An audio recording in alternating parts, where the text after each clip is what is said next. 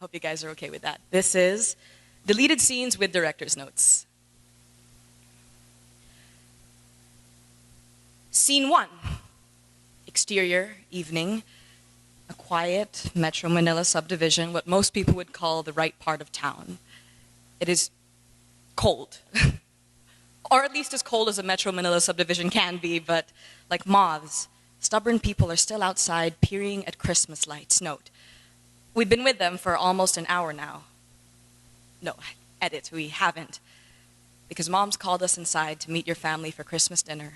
Right when she heard us pull into the driveway with our arms full of each other, Mom, and our family. Note, she's smiling, warm, meets us at the door, setting the stage for a perfect world. And you haven't let go of my hand, and this is probably why it exists. Scene 2, interior, evening. A miracle must have happened in here. It looks like you've resurrected my bedroom. The windows meticulously shut, as if we are the garden that in the bottles they used to make us do at biology class. Lush and green. The bed sheets, note, our bed sheets, a wrinkled, tempestuous white to match the space between your eyes and your cheek. A close-up of your eyelids as they flutter, like they're whispering secrets to God against the skin of my shoulder. Note, you do this almost every night in your dreaming while I lie awake sharing with him my own questions. And what extraordinary thing have I ever done, have I ever been, to deserve your sleepy breaths upon my neck? Why has no one ever told you that you do that? With your eyelashes, that twitchy, fluttery waltz? Maybe it's because it's beyond me why anyone would keep the knowledge of something beautiful from you, even as we are shut away like stowaways in a model ship bottle. Note, as much as I would have liked to have written this scene, I did not make it up. If I had, the windows would be open. The doors would be unlocked. We clasp unrehearsed hands and hold them up to the light. Tendrils, the hint of something growing in a bottle.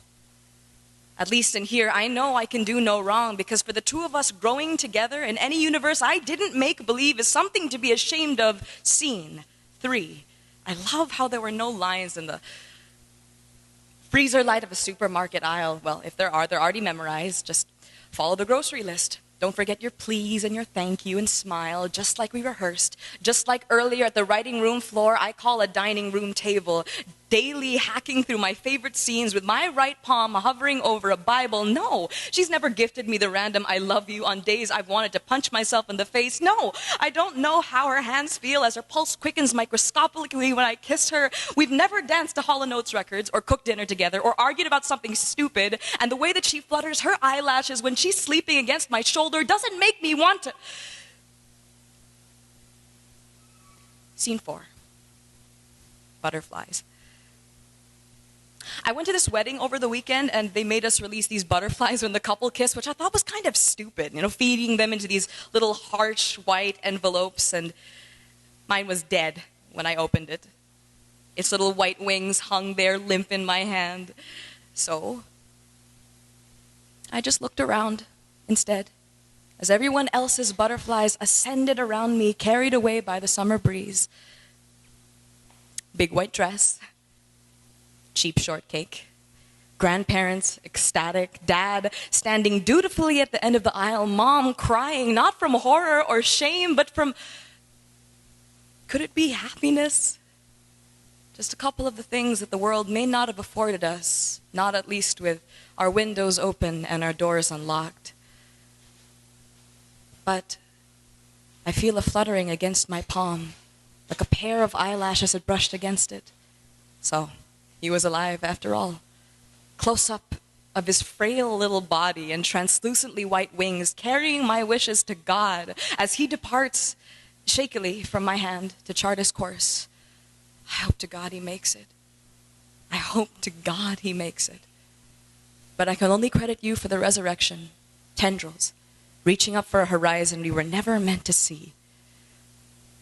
Scene 5, note casting. Casting is very important here as he drives along exterior midnight. My hand clasped in hers. She uses her thumb and her forefinger to play with my promise ring. And all I know is I've written this scene so many times in my own universe is that I've lost count of the white dresses I've designed, on the music I've composed, and the lines I've lost the need to write. Note, casting is very important because for her there are no alternates.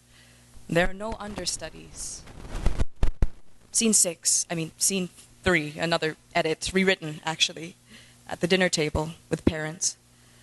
When your name comes up in conversation, they wink at each other through mouthfuls. Mother, I left a space for her in the driveway. Father, she should come over for Christmas. Director's note. The author will make attempts to talk with her partner's cat, and she will blame the late nights reading her favorite book for the circles under her eyes, and she will use the phrases, "Are you all right?" and "I can send you a picture of a dog," and "What are you thinking about?" way too often. But she'll mean "I love you." End credits. Exterior. Evening. They never turn the Christmas lights off. They let them bloom all year. Then I'd ask you if you want to go out to see them again, but I realize that here, wherever you are, really, in every scenario I can't write you in, I have all the light I'll ever really need, and everyone can see it. And what's more is that when the show is over and the curtain is drawn, they are all still peering. And before the lights go out again, as I stand behind this curtain, folded into you, I can hear a faint applause and the realization that